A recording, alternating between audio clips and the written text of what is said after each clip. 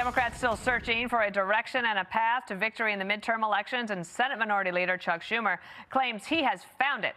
Politico reporting, quote, the New York Democrat called North Carolina, Maine, Ohio, and Alaska the 4 states we have to pick up to win back the Senate. 2 other offensive targets include Iowa and Texas, but they did not make Schumer's core list. But they're very possible pickups, he said. We'll see about that. Karl Rove will tell us more. He's former White House Deputy Chief of Staff, Fox News contributor. Welcome here. What do you have to tell us about Schumer's ploy here?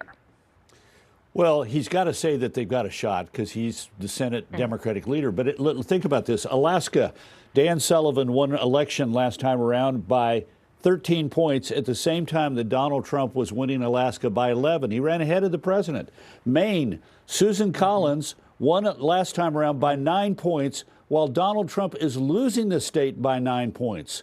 That says she's pretty strong as an acre of garlic. North Carolina, the last midterm election, at the time that people voted, the Democrats had a registration advantage of 276,000 more Democrats than Republicans. As of this month, there are now 5,000 more Republicans in North Carolina than Democrats. The first time in the history of the state in which there have been more registered Republicans than Democrats. And finally, Ohio, Donald Trump won the state by 11 points. The Republican senator, John Husted, was lieutenant governor, and the ticket of Mike DeWine and John Husted in the last midterm election won by 25 points. So, you know, Chuck is always an optimistic guy, but he's got a big uphill hill to climb here. Oh, okay, if that's the case on the Senate, pop quiz on the House, right? History goes against the party in power. As of today, right. How would you see it go when we're still trying to figure out redistricting and how we're going to draw these lines? Well, I put it in my column of predictions last week in the Wall Street Journal. I think the House goes Democrat. You're right. In the modern era, go back to the end of World War II, there have only been 2 midterm elections in which the president's party gained seats. 1998, the Republicans had overplayed their hand on impeachment of Bill Clinton. His approval rating was in the 60s, and the Democrats picked up seats in the House.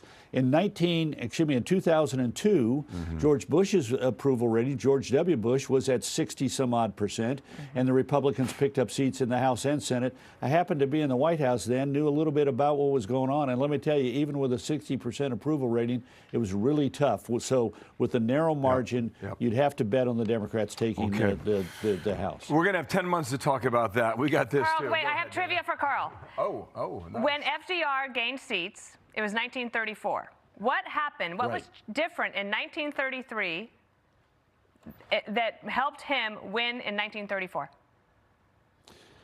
Well, lots of things, like a really bad economy and the belief that he was the guy who could save America's economy. Yes, but I have one more for you.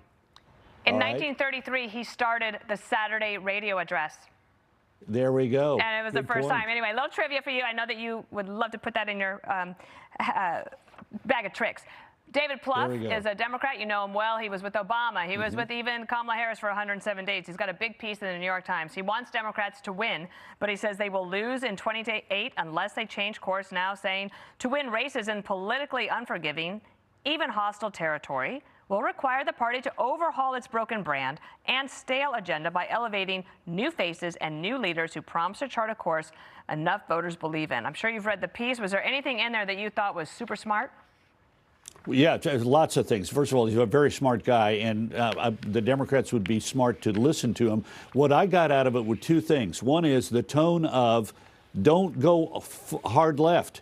I mean, the kinds of things that he was talking about are things that traditional Democrats would talk about. And second of all, he had some important language in there. For example, he suggested that Democrats advocate hiring more police and first responders and teachers and nurses and medical professionals. I mean, you know, is that something that we hear a lot about? Yes, we need to hire more police. It was emblematic of what Bill Clinton did in the 1990s to get the Democrats off of their bad reputations being soft on crime by calling for additional police. So he's advocating a more centrist perspective for the Democratic Party than we would see from Mamdani or AOC or Bernie Sanders or Elizabeth Warren. I thought it was a very smart piece. Get more to the center, pursue traditional Democrat big government solutions, but do the things that are supported by a larger number of Americans than sort of the woke left-wing, we hate capitalism, we hate America agenda.